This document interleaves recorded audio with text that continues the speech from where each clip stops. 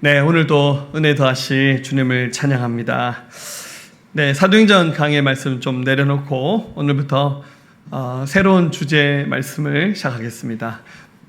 이번 주제의 말씀은 영어로 한번 정해봤습니다. Why Gospel? 왜 복음인가? 이 주제로 앞으로 몇 주간 복음 설교를 여러분과 함께 나누기 원합니다. 제가 할 수만 있으면 1년에 한 번 정도는 복음 설교를 하려고 합니다. 이 말씀을 전하는 깊은 의도를 여러분이 좀 헤아리시면서 오늘 이 복음 설교를 여러분 생애 처음 듣는 설교처럼 생각하시면서 이 말씀을 함께 나누면서 은혜 받는 시간이 되었으면 좋겠습니다. 우리 지난 3년간 코로나라고 하는 큰 장벽에 가로막혀서 우리가 살았습니다. 지난 3년간 정말 지긋지긋하게 살았죠. 코로나 때문에 길이 막혀버린, 길을 잃어버린 시대를 살았습니다. 이제 금방 지나가는데 다 까먹으셨겠지만 마스크 지겹도록 썼죠. 식당에 가도 인원 제한이 있어서 4명 이상, 5명 이상 어차피 가서 다 마스크 보고 밥 먹는데 참 희한하죠. 교회 안에도 집합 금지해서 모이는 사람 수를 제한하다 보니 참 우리 예배 통성기도 금지, 성가대 특송 금지, 참 희한한 법들이 만들어져서 또 그런 법을 만들어둔 정부의 고충도 이해는 하지만 참 코로나라고 하는 굉장히 어려웠던 시대를 거치면서 이제 여러 가지 통계와 수치상 코로나가 끝이 났다, 코로나 엔데믹에 우리가 접어들었다라고 이렇게 말을 하면서 이제 다들 이구동성으로 포스트 코로나 시대를 우리가 미리 준비해야 된다라고 이렇게 말하고 있습니다. 돌아보면 참 많은 우리의 문명과 삶이 바뀌어졌어요. 온라인 예배가 생겼죠. 물론 정말 기가 막힌 어려운 때 온라인 예배가 우리에게 도움이 되었던 것도 사실입니다. 우리 지금도 유튜브로 온라인 예배를 하고 있습니다. 그런데 많은 사람들이 온라인 예배에 기대면서 신앙생활 온라인 예배 괜찮네, 오히려 집중이 더 잘 된다고 이렇게 피드백하는 사람들이 있더라고요. 그리고 심지어 미국에는 온라인 교회가 등장했습니다. 온라인으로 출석하는 교회에 등록하고 헌금도 죄다 온라인으로 하고, 이런 실험적인 모델들이 등장하면서 이게 가능한 일인가, 신학적으로도 여러 가지 참 많은 고민들이 있었습니다. 교회뿐만 아니라 우리 바깥의 세상에도 굉장히 많은 어려움들이 있었는데요. 아무튼 하나님의 은혜로 잘 버티면서 왔는데 문제는 사람들이 안 돌아온다는 거예요. 지금도 수도권에 있는 교회 대부분 한 20%, 30%는 온라인 예배에 익숙해져서 사람들이 교회로 돌아오지 않고 교회 오세요라고 신방 전화하면 왜 자꾸 나보고 교회 오라고 그러냐고, 나는 지금 잘하고 있다고 이렇게 말하는 사람들이 많습니다. 우리 한국교회가 최고 정점을 찍었을 때 크리스찬 숫자가 1200만 명이란 말했고, 전 세계에서 가장 큰 예배당을 가진 나라, 전 세계에서 가장 큰 교회, 이런 것들이 우리의 자랑이기도 했지만 지금 와서 생각해 보니 이런 것들이 정말 자랑거리가 될 만한 것인가. 우리 이구동성으로 한국교회가 성장이 멈췄다, 부흥이 멈췄다고 하는 이 시대에 우리의 신앙생활을 한번 정말 돌아볼 수 있어야 됩니다. 한국교회 다른 나라까지 얘기하는 걸 접어두고 우리 자신의 신앙만 돌아본다 할지라도 정말 이 코로나 기간 동안 정말 믿음을 많이 까먹으신 분들 굉장히 많습니다. 어떤 점에서 우리의 믿음의 그 민낯을 받고 우리가 얼마나 기초 체력이 약한 신앙생활을 했는가를 우리 스스로를 돌아볼 수 있는 계기가 되었던 것 같습니다. 화려한 기독교 유산에 비해서 우리들이 보여주고 있는 우리의 이 현실의 믿음의 모습은 굉장히 초라하다는 생각이 듭니다. 과연 문제가 뭘까요? 시스템이 부족하기 때문에 그렇나요? 우리 한국교회 얼마나 좋은 시스템을 가지고 있습니까? 여러분들 성경책 안 갖고 오셔도요, 다 띄워줘요. 할렐루야. 온라인, 인터넷이 얼마나 우리 삶을 편하게 했고 신앙생활을 편리하게 만드는지 몰라요. 그런데 시스템이 좋고 건물이 화려해진 데서 우리 믿음이 깊어지냐면 아니잖아요. 아날로그 방식으로 할 때보다 훨씬 더 못하지 않나요? 정말 문제가 뭘까요? 선거의 슬로건으로 자주 쓰는 그 말을 이용해서 답을 드린다면, 죄송합니다, 바보야, 문제는 복음이야. 이렇게 말씀을 드리고 싶어요. 우리의 진짜 문제는 우리가 복음을 잃어버렸기 때문입니다. 저도 살면서 개인적인 삶에 많은 실패를 경험할 때도 있었고, 여러분 가정에, 또 직장에, 여러분 비즈니스하는 사업의 현장에, 때로는 교회 안에도 우리가 많은 실패를 경험합니다. 저희의 목회도 늘 성공적이었던 것은 아닌 것 같아요. 많은 실패와 좌절들. 목회하면서 제일 안타까운 것은 영혼을 잃어버린 거예요. 한 영혼 잃어버렸을 때, 그 영혼 찾지 못했을 때. 진짜 이유가 뭘까요? 그것은 바로 복음을 잃어버린 부재 때문에 그렇다고 저는 생각합니다. 신앙생활을 하기는 하는데 복음이 없어요. 그럼 교회는 뭡니까? 종교생활이죠. 그래서 신앙생활을 하긴 하는데 굉장히 많은 의문들을 가지고 있어요. 그래서 하나님 앞에 이렇게 자꾸 문득문득 질문을 던지죠. 하나님이 어디 계신지 모르겠어요.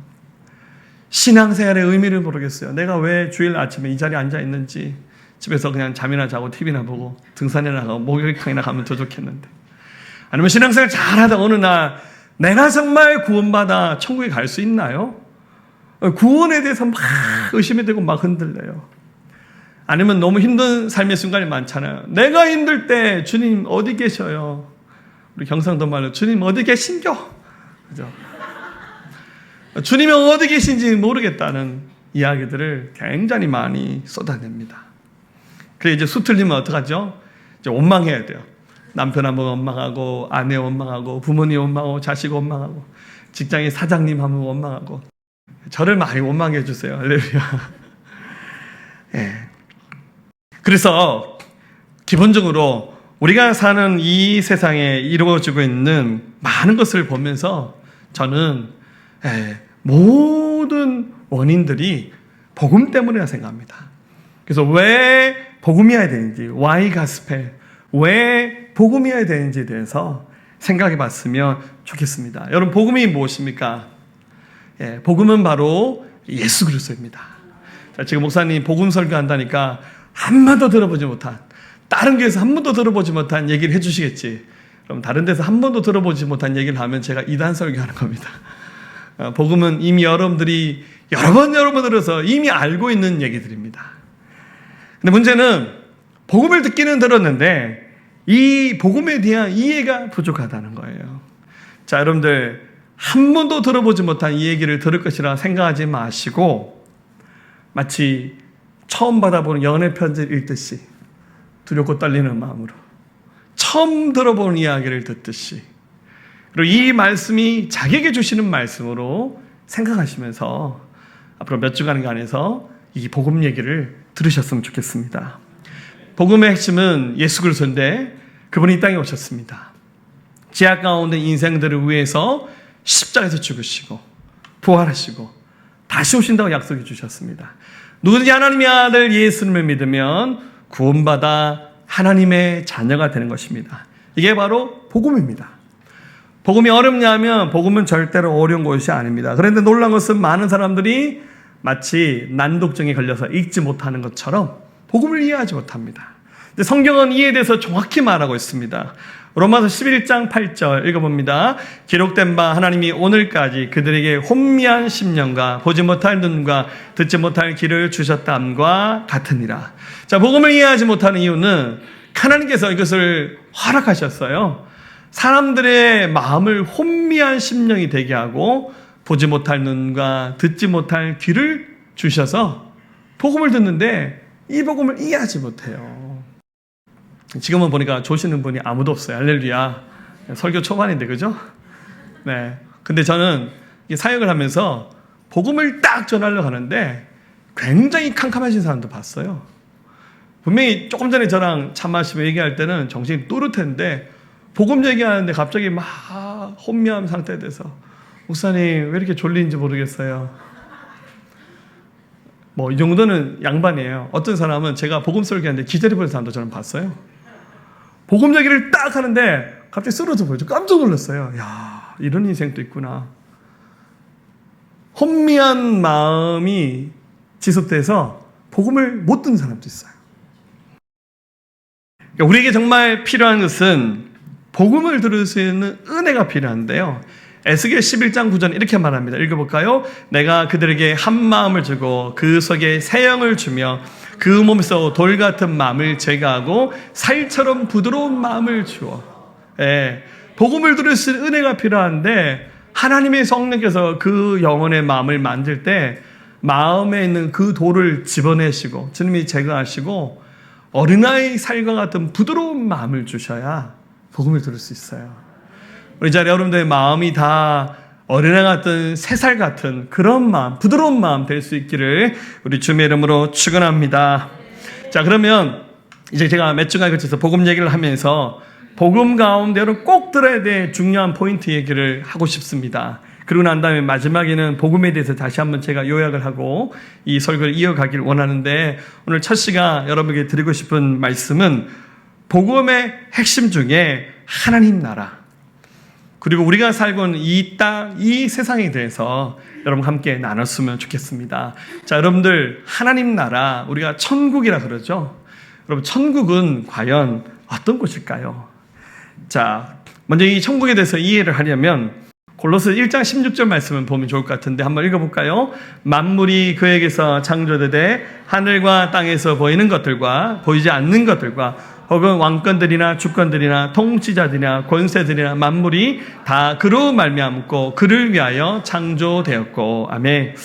자, 창세기가 아닌 골로새서 신약에 있는 서신서에 와서 말하기를 만물이 이 세상 모든 것들이 하나님으로부터 창조되었는데 하나님이 하늘과 땅에서 보이는 것들을 만드셨고 보이지 않는 것을 같이 만드셨다라고 성경은 그렇게 기록하고 있습니다. 여러분, 보이는 것이 바로 이 세상의 물질 세계고 보이지 않는 세계가 바로 하나님의 세계, 영적 세계입니다. 자, 이렇게 말하면 안 보이는데 그 하나님의 세계가 어디 있습니까? 라고 말하는데 여러분, 그렇게 말하는 사람은 굉장히 지혜가 없는 사람이에요. 보이지 않는 것들이지만 존재하는 것들이 굉장히 많잖아요. 보는 것만 믿겠다는 사람은 그럼 본인이 보지 못하고 경험하지 못한 것은 없다고 말하는 교만과 똑같은 거예요. 여러분, 하나님이 영적 세계, 하나님의 세계를 만들었습니다. 자, 제가 언젠가 한번 이런 간증한 적이 있는데 제가 어떤 친구 한 사람을 전도했는데 제가 여기 성모병원에 신방 갔다가 횡단보도를 딱 건너는데 어떤 사람이 휠체어를 타고 지나간 딱 보니까 제 옛날 친구더라고요. 중학교 동창이에요. 거의 한 30년 만에 만났는데 그냥 그렇게 오랜만에 만났는데 한눈에 알아봐지는 친구였어요. 왜냐하면 이 친구가 키가 한 2m쯤 되는 친구예요. 굉장히 키가 큰 친구. 우리 동네에서 제일 키가 컸어요. 자기 말로는 죽도시장에 가면 사람들 머리만 보인대요. 버스 타면 항상 이렇게 탑니다. 이렇게 저는 이렇게 너를 보고 예. 그러니까 좀 이렇게 외모가 좀 특출하다 보니까 금방 표시가 나는 친구였어요. 그래서 휠체어를 타고 횡단보도를 건너길래 제가 그 휠체어를 붙잡고 다시 그 병원 로비에 들어가서 야, 너무 정말 오랜만이다. 너 어디서 지냈냐? 내가 교회 목사가 되었다. 예수님 안 믿더라고요. 그래서 전도를 해야겠다 싶어서 이 친구의 근황을 물어봤더니 자기가 일하는데 갑자기 몸에 이상이 와서 이상하다 쓰러졌는데 앰뷸런스에 실려서 병원 갔는데 심장에서 흐르는 대동맥 파열이 났어요. 대동맥이 이렇게 갑자기 파열됐어요. 그래서 급히 대구에 있는 대학병원으로 실려가다가 감사하게 병원까지 무사히 도착했어요.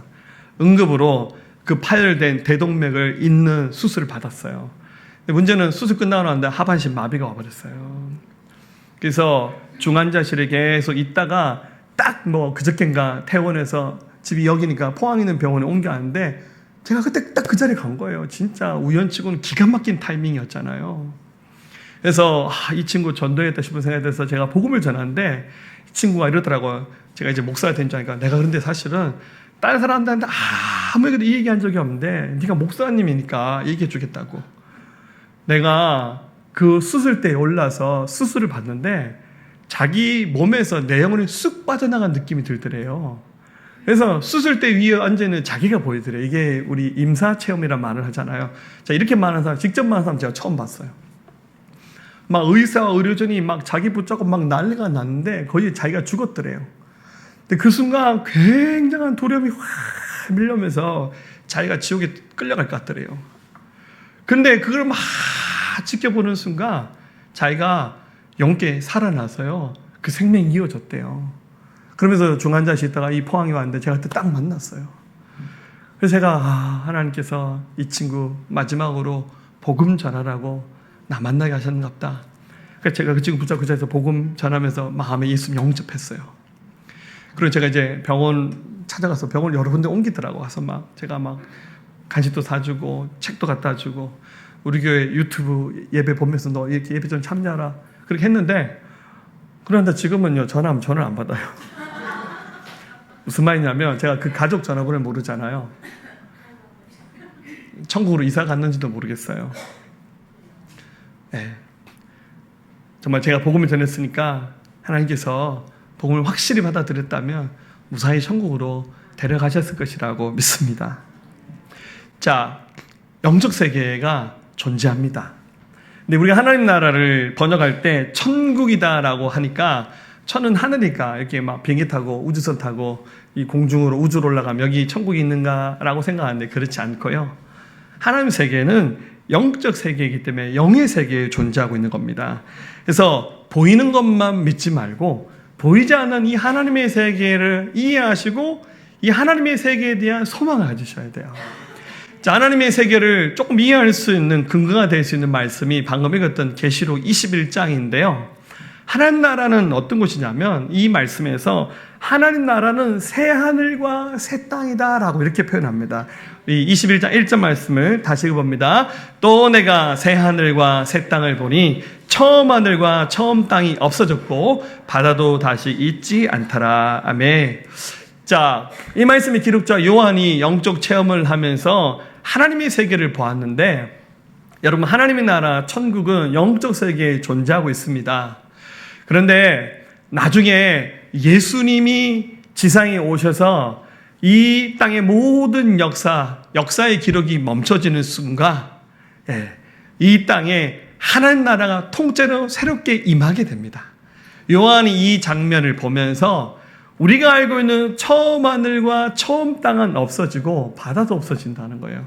그리고는 새로운 하늘과 새 땅이 이 땅에 만들어지 그 영원한 하나님의 세계를 사도 요한이 봤어요. 야, 기가 막히게 정말 넘쳐난 은혜가 있는 곳이었습니다. 우리가 알고 있는 이 세상하고는 차원이 다른 곳이에요. 그리고 이 세상은 굉장히 불완전함이 많거든요. 이 세상은 완전하지 않아요. 그런데 요한이 경험했던 하나님 나라는 새 하늘, 새 땅으로 불려질 수 있는 완벽한 세계가 바로 하나님의 세계입니다. 또 하나님의 세계는 어떤 곳이냐면 가장 아름다운 곳입니다. 자, 2절 말씀. 또 내가 보매 거룩한 성 새 예루살렘이 하나님께로부터 하늘에서 내려오니 그 준비한 것이 신부가 남편을 위하여 단장한 것 같더라. 자, 그 하나님의 나라를 요한이 봤는데 새로운 하늘과 새 땅이 세워지는 그 하나님의 나라를 새로운 예루살렘. 여러분들 지금 예루살렘이 이스라엘 땅이 있잖아요. 지금 예루살렘은 헌 예루살렘입니다. 예, 지금도 우리 그리스도인들의 소망이 한번 예루살렘 땅, 성지라 부르잖아요. 홀리랜드라 부르잖아요. 그 성지를 한번 밟아보는 거예요. 그래서 적금 넣고 돈 모아서 내년에 성지 순례 갑니다. 할렐루야. 예, 한번 기회 되면 꼭 가셨으면 좋겠어요. 가서 2000년 전이지만 예수님이 사역했던 그 현장도 한번 밟아보고 그 성질이 남아있는 것을 한번 이렇게 만져만 봐도 굉장히 은혜가 되거든요. 그런데 다시 만들어질 하나님의 이 세계에는 새로운 예루살렘으로 불려지는 거룩한 도시가 있는데 얼마나 아름다운지 신부가 남편을 위해서 단장한 것 같다고. 제가 결혼 주례를 많이 봤는데요. 지금까지 못생긴 신부를 본 적이 아무도 없어요. 할렐루야. 다 만들어줍니다. 할렐루야. 신부들은 다 아름다워요. 마치 남편을 위해서 단장한 신부처럼 굉장히 아름다운 세계가 하나님의 세계입니다. 여러분, 우리가 사는 세상 얼마나 많이 불완전하냐면요, 환경오염이 장난 아니에요. 여러분들, 우리가 지금 경험하는 새로운 질병들이 환경오염 때문에 그렇잖아요. 막 이게 음식도 유전자 조작해가지고 막 만들고, 여러분, 그래서 야채 중에서 싱싱하고 벌레 안 먹은 것들은 전부 다 농약 이빨 친 거라 생각하시면 돼요. 아시죠? 그리고 자연재해, 지진이 일어나고 태풍이 다가오고 그리고 막 전쟁이 일어나는데요. 지금 우크라이나와 러시아의 전쟁 끝이 없잖아요. 얼마나 많은 민간인들이 목숨을 잃어버렸습니까? 불완전한 것들 너무 많아요. 정치가 여러분들 완벽하겠습니까? 너무너무 불완전한 이 세상 가운데 살고 있는데, 그러나 하나님 세계는 너무너무 아름다운 것입니다. 특별히 또 하나님의 나라는 우리가 하나님의 백성이 되어서 하나님과 함께 사는 곳이에요. 자, 3절 말씀 읽어봅니다. 내가 들으니 보좌에서 큰 음성이 나시르되 보라 하나님의 장막이 사람들과 함께 있음에 하나님이 그들과 함께 계시리니 그들은 하나님의 백성이 되고 하나님 친히 그들과 함께 계셔서, 하나님 나라의 핵심은 우리가 그분과 함께 하는 거예요. 그분은 우리의 왕이시고 우리의 아버지시고 우리의 남편과 같은 분이고 우리의 모든 것이 되시는 분입니다. 우리는 그분의 자녀이고 그분의 백성이에요. 완벽한 세계입니다. 여러분, 우리나라는 민주주의 국가잖아요. 그래도 우리 행복하게 살잖아요. 자유가 있잖아요. 할렐루야. 우리나라 대통령 누구라도 나가서 당선만 되면 다 대통령 될 수 있어요. 할렐루야. 대통령 한번 해보입시다. 할렐루야. 근데 딱 5년만 하고 딱 물러나는 거예요. 그런데 저기 북한 보세요. 4대째 독재하고 있습니다. 완전 지가 왕인 것처럼 행세하고 있죠. 얼마나 많은 우리 북한에 있는 우리 동포들이 인권이 말살당하고, 지금도 가난의 고통에서 살아가고 있잖아요. 정말 같은 해아래 삶에서도 너무너무 다른 세계에 살고 있어요. 그리고 이 지상에 완벽한 정치, 행정, 국가, 법, 무슨 복지정책, 이런 것이 구현된 나라는 이 지구상에 존재할 수 없어요. 우리가 아무리 노력한 데서 이 세상에 그런 유토피아가 만들어지지 않습니다. 결국 하나님 세계에 들어갈 때 이 불완전한 것들이 다 완성이 돼요. 왜냐하면 하나님 우리 왕이시고 우리는 그분의 백성이기 때문에 그래요. 그 세계를 사모하면서 기다리셔야 됩니다. 무엇보다도 하나님의 세계는요, 이 세상의 모든 고통이 사라진 곳입니다. 자, 4절 모든 눈물을 같이 씁니다. 그 눈에서 닦아주시니 다시는 사망이 없고 애통하는 것이나 곡하는 것이나 아픈 것이 다시 있지 아니하리니 처음 것들이 다 지나갔음이러라. 보지 앉으신 이가 이르시되 보라 내가 만물을 새롭게 하노라 하시고 또 이르시되 이 말은 신실하고 참되니 기록하라 하시고. 아멘. 여러분, 우리가 사는 세상 눈물이 너무 많아요. 4절 말씀 다시 보세요. 근데 주님 나라에 들어가면 제 생각에는 천국에는 눈물이 없을 것 같아요. 주님이 입성하는 순간에는 눈물 좀 흘릴 것 같아요. 주님 눈물 한번 닦아주시고 그 다음에 눈물 흘릴 일은 없어요. 천국에는 죽음이 없습니다. 이 세상에 인간이 경험하는 최고의 고통이 뭡니까? 죽음이잖아요. 사랑하는 사람과 이별이에요. 죄송하지만 우리 언젠가는 이 땅을 졸업해야 됩니다. 네, 할 수 말씀은 다 100살 이상 사셔야 돼요. 할렐루야. 할렐루야. 100살 이하로 돌아가시면 저한테 혼나실 거예요. 할렐루야. 다 장수의 축복 누리십시오. 근데 이별이라는 것은 굉장히 아픈 거예요. 그래서 천국에 소망이 없는 사람들은 그 이별이 영원한 이별이잖아요. 천국에는 애통하는 것도 없고 곡하는 것도 없고 아프지 않아요. 아픈 사람 왜 이렇게 많아요? 병원에 가면 아야야 한번 고장나면 안 돌아요 몸이. 또 장애가 얼마나 많습니까? 근데 이 모든 것들, 이런 고통을 사라지게 하는 세계가 바로 하나님의 세계고, 그리고 모든 것이 완전해진 것, 모든 것이 이루어진 곳이 바로 하나님의 나라입니다. 6절 말씀 읽을까요? 또 내게 말씀하시되 이로도다 나는 알파와 오메가요 처음과 마지막이라 내가 생명수 샘물을 목마른 자에게 값없이 주리니. 아멘. 하나님 나라에 들어가면 생명수 생물을, 아마 이게 영생하는 생수 같아요. 매일 마시면서 주님이 내가 알파 오메가 아니냐, 처음과 마지막이다, 다 이로도다. 부족한 것이 없는 그 영원한 하나님의 세계, 바로 천국입니다. 이 천국이 지금 기다리고 있어요. 지금 우리가 들어가는 천국은 영의 세계인 천국이죠. 우리 이 땅에 살다가 저는 그만하면 우리 몸은 버리고 우리 영만 들어가서 하나님 세계에 들어가지만, 이 세상 역사가 맞춰지게 되는 날 예수님이 재림하시면 이 땅, 지금 우리가 알고 있는 하늘과 땅과 바다를 하나 없애버리시고 새로운 하늘과 새 땅을 만드셔서 새 예루살렘을 건설하셔서 거기에 들어가서 우리 함께 영원한 복과 낙을 누립니다. 할렐루야. 누구 집이 제일 큰지 모르겠어요. 할렐루야. 천국에서 저희 집에서 항상 가든 파티 할 겁니다. 할렐루야. 많이 놀러 있어. 할렐루야. 이 하나님의 나라가 복음의 핵심입니다. 그런데 중요한 것은 이 하나님의 나라를 사모해야 되지만 우리가 지금 살고 있는 것은 이 세상 땅입니다. 우리가 이 세상 땅에 대해서도 잘 알아야 됩니다. 우리 골로새서 1장 16절 말씀을 다시 보면 만물이 거기서 창조되되 하늘과 땅에서 보이는 것들과 보이지 않는 것들, 하나님이 보이는 세계를 같이 만드셨어요. 그래서 우리가 이 땅에 대해서 잘 알아야 돼요. 근데 사실 우리가 땅에 대해서 잘 아는 것 같지만 잘 몰라요. 여러분들 500년 전에 이 땅에 누가 살았는지 아무도 모르잖아요. 여기서 뭐 했는지 아무도 모르잖아요. 우리가 땅에 대해서 잘 아는 것 같지만 사실은 이 세상에 대해서 우리가 잘 몰라요. 왜냐하면 우리가 100년도 못 살거든요. 우리가 아는 땅의 정보들은 책에서 읽은 거, 인터넷에서 우리가 주사한 정보가 전부잖아요. 사실 성경은 이런 역사책에 나오는, 인터넷에 나오는 허접한 정보와 비교할 수 없는 이 땅의 근원에 대해서 더 정확히 얘기하고 있습니다. 자, 성경은 말하기를 이 땅, 이 세상을 어둠이 덮고 있다라고 이렇게 말합니다. 몰랐죠? 이 세상을 어둠이 덮고 있다는 거예요. 7가지 캄캄한 어둠이 덮고 있는데 이것을 뭐라고 말씀하셨냐면 요한 1장 15절 읽어봅니다. 빛이 어둠에 비치되 어둠이 깨닫지 못하더라. 아멘. 자, 빛은 하나님 예수를 말하는 거죠.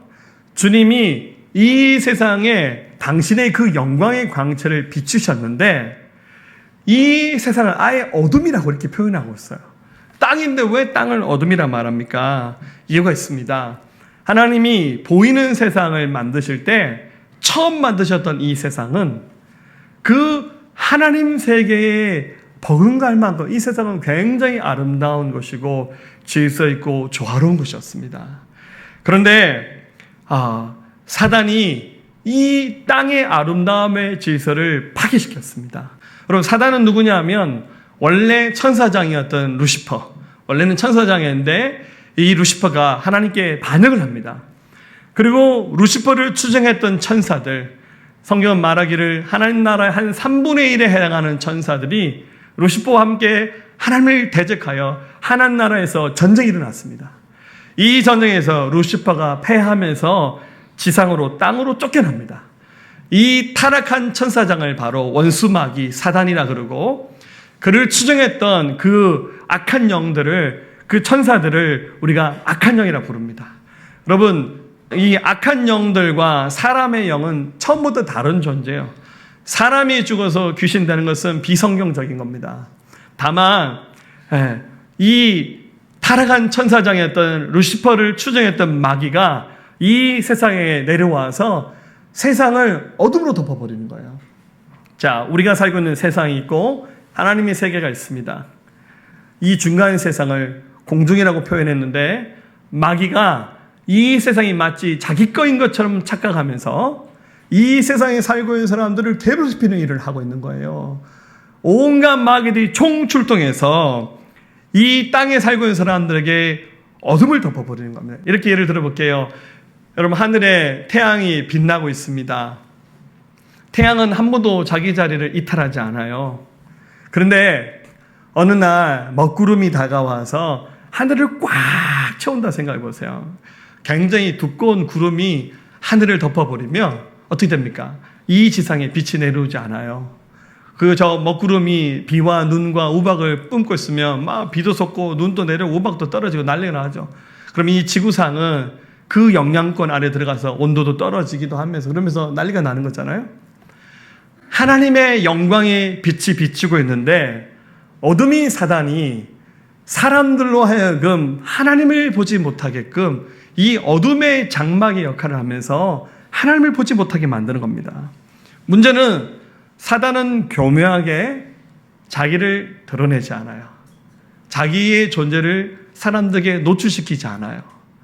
그러면서 사람들에게 더 깊은 어둠 가운데 빠지게 만드는데, 사람들이 경험하는 사단이 내뿜는 어둠은 뭐냐면 그건 바로 죄입니다. 어둠의 실체는 바로 죄입니다. 우리 하나님으로부터는 계속 영광의 광채가 뿜어져 나오지만 사단으로부터는 계속해서 어둠과 흑암이 흘러나오는 거예요. 그래서 사단의 영향권에 안에 있는 사람들은 그 어둠의 권세 아래에 갇혀서 점점점 눈이 어두워져서 하나님을 보지 못하는 거예요. 여러분, 사단은 계속 거짓말하는 여이고 사람들을 죄를 짓게 만듭니다. 그래서 사람들하고는 계속 하나님을 보지 못하게 만들어요. 여러분, 죄가 뭡니까? 선악과를 먹어라. 그러면 네가 하나님처럼 될 수 있다. 인간의 마음에 있는 그 교만을 부추기면서 자기 스스로를 높여서 하나님 자리에 앉게 하는 거. 이거 먹으면 네가 하나님처럼 될 수 있다. 거짓말이잖아요. 그런데 이 죄를 사람이 계속해서 사단이 하는 거짓말에 속아서 짓게 되면 그 다음에 어떻게 됩니까? 그 어둠에 덮여 있는 거예요. 그 첫 출발이, 죄송하지만 우리 믿음의 첫 출발, 우리 인류의 조상이었던 아담 할아버지가 그 죄를 지은 겁니다. 로마서 5장 12절. 그러므로 한 사람으로 말미암아 죄가 세상에 들어오고 죄로 말미암아 사망이 들어왔나니 이와 같이 모든 사람이 죄를 지었으므로 사망이 모든 사람에게 이르러니라. 아멘. 출발은 아담, 하와 이 부부가 했지만 이 죄가 모든 인류에게 똑같이 적용이 된 거예요. 그래서 모든 사람들에게 사망이 이렇게 미치게 된 거, 이르게 된 겁니다. 그런데 이 사망의 권세가 드리워지면 눈이 가려져서 영적인 분별력, 지혜, 판단력, 이게 다 상실되어서 예수님을 모르는 사람들은 영적으로 죽어있는 상태가 되는 거죠. 거의 죽어있는 상태. 영적으로 아무런 기능을 발휘하지 못하는 거죠. 근데 주님이 오셨어요. 2000년 전에. 이 장면을 기록했던 요한복음 1장 9절. 참빛 곧 세상에 와서 각 사람에 비추는 빛이 있었나. 예수님이 오셨죠? 10절. 그가 세상에 계셨으며 세상은 그로 말미암아 지은 바 되었으되 세상이 그를 알지 못하고. 빛이신 주님 오셨어요. 근데 인생들이 주님을 못 보는 거예요. 못 알아보는 거예요. 굉장히 소수의 사람들만 이분이 진짜 하나님의 아들이시구나 알아보고, 대부분 사람들이 빛으로 오신 주님을 못 알아보는 거예요. 오늘도 마찬가지입니다. 얼마나 많은 곳에서 복음이 전해집니까? 텔레비전에서, 유튜브에서, 우리 극동방송, CBS, CTS. 근데 이 복음을 들으면서 영적으로 막 반응한 사람이 있어요. 우리 길거리 나서 전도지 주면, 정말 전도지 한 잔 정말 진작에 받아들인 분인가 하면 주면 저희랑 눈도 안 마주치고, 더 나쁜 사람 주면 바로 자서 막 구겨서 버리면서 가는 사람들. 뭔데죠? 왜냐하면 그 빛이 비춰지지 않는 거예요. 영적으로 반응하지 않는 겁니다. 죄의 권세가 계속 드리워집니다. 그럼 어떻게 됩니까? 더 깊은 어둠의 수렁 가운데 들어간 겁니다. 로마서 5장 13절. 저희가 율법 있기 전에도, 이게 성경 말씀 중에 앞에 있는 우리 5가지 성경 모세오경이라죠? 그 율법이 나옵니다. 제가 율법 있기 전에도 세상에 있었으나 율법이 없었을 때는 죄를 죄로 여기지 않았어요. 성경이 없을 때는 죄가 뭔지도 몰랐어요. 근데 율법이 오고 난 다음에 사람들이 죄가 뭔지를 알았는데, 그리고 또 이스라엘 백성이 아닌 우리들에게는 하나님이 율법을 주셨는데, 우리가 가진 율법은 뭡니까? 양심이에요. 그래서 사람이 양심이 있기 때문에 이건 죄구나, 잘못했구나, 그거 알아요. 그런데 굉장히 달콤한 거예요, 죄가. 여러분들, 죄가 어떤 이름으로 다가오는지 아세요? 사랑이라는 이름으로 다가옵니다. 여러분, 죄는 문화라는 이름으로 다가와요. 음악, 예술, 미디어를 통해서 막 다가옵니다. 때로는 역사, 전통. 우리 민족은 유교를 엄청나게 섬겼죠. 조상을 잘 모셔야 된다고. 그래서 막 유교 제사 안 하면 이 호루자식 하면서 니는 애디 어미도 없냐고. 근데 사실 그게 아니잖아요. 이 속에 굉장한 함정이 있는데, 이렇게 다가와서 죄를 짓게 만들면, 죄의 결과가 뭡니까? 죄의 결과는 축복이 아니라 죄의 결과는 죽음, 사망입니다. 로마서 6장 23절. 죄의 싹은 사망이라고. 결국 인생들은 죽어요. 죽는 이유가 뭡니까? 늙어서 죽는다? 아닙니다. 죄가 있기 때문에 죽는 거예요. 죄가 쌓이면 그 죄로 말미암아 인생들에게 죽음 사망이 찾아오고 그걸로 끝나지 않아요. 히브리서 9장 27절 한 번 죽는 것은 사람에게 정해진 것이요 그 후에는 심판이 있다는 거예요. 그런데 사람들이 몰라요. 죽는다는 것도 안 믿고 설마 내가 죽겠나? 여러분 어느 날 갑자기 다가옵니다. 죽음 이후에 심판이 있다는 거예요.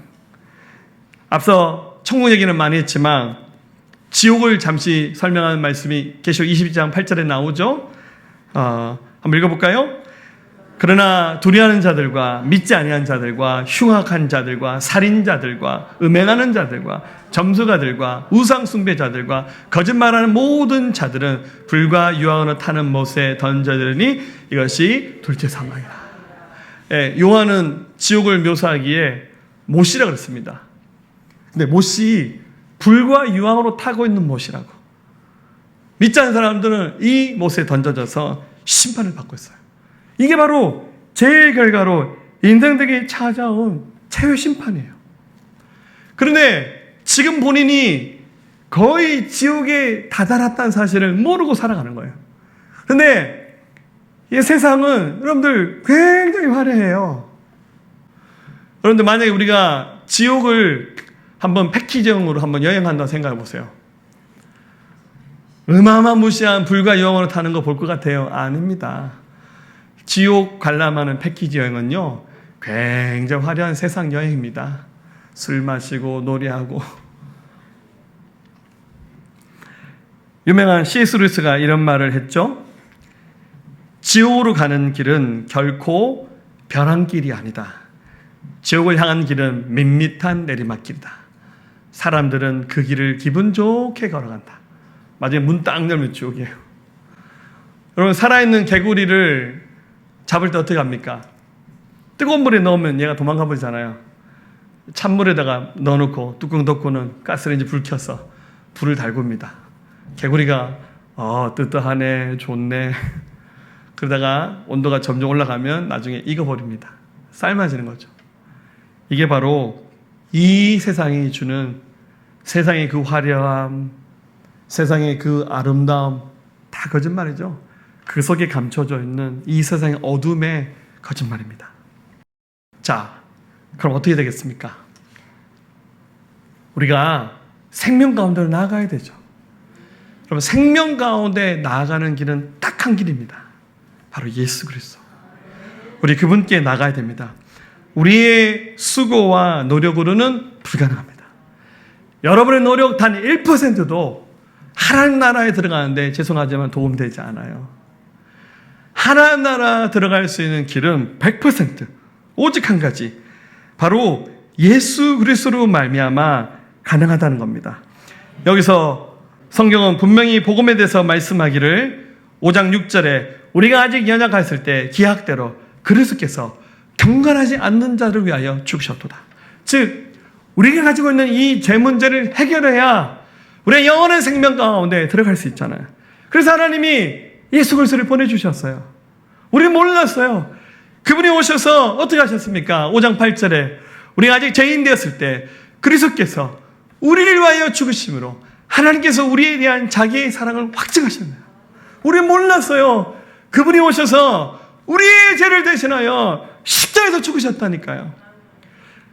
우리를 얼마나 사랑하시는지 그 하나님의 그 놀라우신 사랑을 당신의 목숨을 포기하는 이 십자가의 사건으로 확증하시면서 증명해 보여주셨어요. 어떻게 됩니까? 그 사랑을 받아들여야죠. 그 사랑을 믿어야 되죠. 9절에 그러면 이제 우리가 그의 피로 말미암아 예수 그리스도의 피를 받아들이면 죄 용서받으면서 의롭게 돼서 더욱 그런 말미암아 진노하시면서 구원을 받을 것이라고. 10절에 우리가 원수 되었을 때 그의 아들의 죽으심으로 십자가를 말하는 거예요. 이로 말미암아 하나님과 화목하게 되었은즉 화목하게 된 자로서 더욱 그의 살아나심으로 말미암아 구원을 받을 거라. 죽음과 부활을 통해서 구원이 완성되는 겁니다. 11절에 그뿐 아니라 이제 우리로 화목하게 하신 우리 주 예수 그리스도로 말미암아 하나님 안에서 또한 즐거워하리라. 우리 인생에 기쁨이 없는 이유는 복음이었기 때문이에요. 복음을 경험한 사람은 이 십자가 부활로 말미암아 하나님 안에서 화목하게 되었기 때문에 기쁘게 웃을 수 있습니다. 어떻게 하셔야 됩니까? 회개하고 믿으셔야 됩니다. 회개는 자신이 죄인이라는 사실을 인정하는 겁니다. 얘기 들으면서 이건 오늘 우리 교회 아무개 들어야 될 설교인데 아니에요. 내가 들어야 됩니다. 내가 죄인임을 인정하는 거예요. 지금까지 지었던 죄를 다 나열하는 뜻이 아니라 예수님 안 믿었던 죄를 고백하면서 요한일서 1장 8절 만일 우리가 죄가 없다고 말하면 스스로 속이고 또한 진리가 우리 속에 있지 아니할 것이요 만일 우리가 우리 죄를 자백하면 그는 미쁘시고 의로사 우리 죄를 사하시며 우리를 모든 불의에서 깨끗하게 하실 거라. 하나님께 회개만 하고 내가 죄인이라는 사실 인정하기만 하면 하나님 다 용서해 주신다는 거예요. 마지막에 뭐 해야 됩니까? 그분을 믿어야 돼요. 말로만 하는 것이 아니라 진짜 믿어야 됩니다. 그분을 주님으로 믿는 겁니다. 요한복음 1장 12절 영접하는 자, 곧 그 이름을 믿는 자들에게는 하나님의 자녀가 되는 권세를 주셨으니 이는 혈통으로나 육적으로나 사람의 뜻으로 나지 아니하고 오직 하나님께로부터 난 자들이라. 여러분 부모님으로부터 태어났지만 이 시간 예수 그리스도 앞에서 자신의 죄인됨을 고백하고 회개하고 예수님을 믿기로 결단한 사람들은 다시 태어나는 거예요. 누구로부터? 하나님께로부터. 거듭난 자. 이게 바로 영원한 생명입니다. 자, 여러분들 지금 어디 계시나요? 우리가 아직은 땅에 살고 있어요. 죄송하지만 이 땅은 사단이 덮고 있어요. 사단이 내뿜는 그 흑암 어둠은 죄의 권세입니다. 이 죄의 권세에 눌려 있으면 생명의 복음 못 들어요. 그런데 이 복음이 들려진 순간이 있어요. 여러분들 사랑하는 여러분의 주변 사람 여러분들에서 중보기도 하고 복음 전할 때 하나님이 마치 먹구름을 거두듯이 이 복음을 들을 수 있는 은혜를 주신 거예요. 빛과 어둠이 공존하는 세상입니다.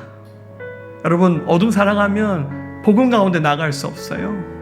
여러분 우리는 하늘에 속한 자, 하늘을 사모하는 자, 하나를 사모하는 자로 살아가야 돼요. 이 땅이 것이 아무리 보기 좋고 멋있고 환하게 보여도 이 땅 붙잡고 살면 마지막 내리막길 문 열면 지옥문이 열리는 거예요. 그러나 예수 그리스도를 믿는 사람들은 영원한 하나님의 세계 구원의 길에 설 수 있습니다. 어디 서 계신가? 여러분 자신을 돌아보십시오. 복음 앞에 서서 예수 그리스도의 생명을 누리는 하나님의 사람들 되시기를 우리 주님의 이름으로 축원합니다. 그 능력과 모든 권세 모든 것 위에 뛰어나신 주님 세상이 증량할 수 없는 지혜로 모든 만물 창조하셨네. 모든 나라와 모든 보좌 이 세상 모든 경이로움보다 이 세상 모든 값진 몸을 보다 더 귀하신 나의 주님 십자가 고통당하사 버림받고 외면당하셨네. 짓밟힌 장미꽃처럼 나를 위해 죽으셨네. 나의 주. 자, 우리 손을 들고 고백할까요? 모든 능력과 모든 권세 모든 것 위에 뛰어나신 주님 세상이 증량할 수 없는 지혜로 모든 만물 창조하신 떠나셨네. 모든 나라와 모든 보다 이 세상 모든 경이로움보다 이 세상 모든 값진 보물보다 더욱이 하신 나의 주님. 아멘. 십자가 고통당하사 버림받고 외면당하셨네. 짓밟힌 장미꽃처럼 나를 위해 죽이셨네. 나의 주 십자가 고통당하사 버림받고 외면당하셨네. 짓밟힌 장미꽃처럼 나를 위해 죽이셨네. 나의 주 십자가 고통당하사 버림받고 외면당하셨네. 짓밟힌 장미꽃처럼 나를 위해 죽으셨네. 나의 주. 이제는 우리 주 예수 그리스도의 은혜와 독생자를 아낌없이 내어주신 하나님 아버지의 무한하신 사랑하심과 성령님의 내조하시고 교통하시고 함께하심이 오늘 예배한 사랑하는 성도들의 모든 심령 가운데 이들의 가정과 일터와 나라와 민족과 모든 열방과 우리 새생명교회에 지금부터 영원토록 함께하옵시기를 간절히 축원하옵나이다. 아멘.